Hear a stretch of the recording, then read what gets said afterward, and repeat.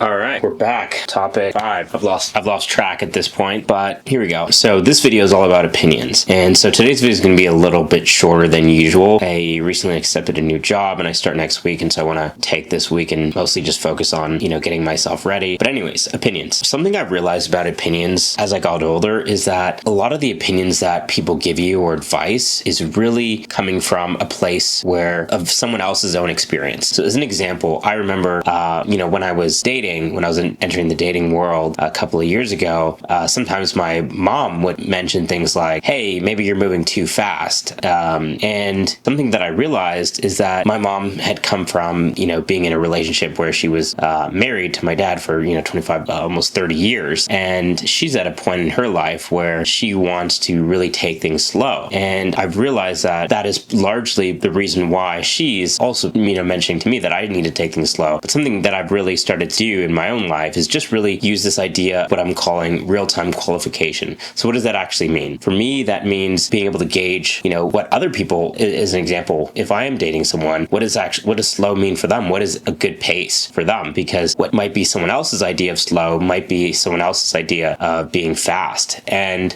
I've also applied this same type of mindset when it comes to opinions and advice to job interviews and different aspects of life. I remember about maybe 6 years ago when I was first interviewing for trying to move up to my next role. And one of the things that I ended up doing is I had been interviewing for about maybe 7 months before I ended up landing my job. And during that time period, I remember I would get feedback on the interview process, and on the next interview in a different company, I would apply that advice or that opinion that someone gave me. And it turns out that in some cases, they actually wanted, the response to be more similar to how my last response was. And so it was from that moment I started to, again, go into this idea of real-time qualification. And so started to just ask people questions like, understanding like whether they prefer more detail in a response in an interview question, or whether they like things to be brief and surface level and just really sort of check in. And so this is something that I've just realized over the years is that, a lot of people's opinion just really comes from their own learned experience, and it may not necessarily apply to you, and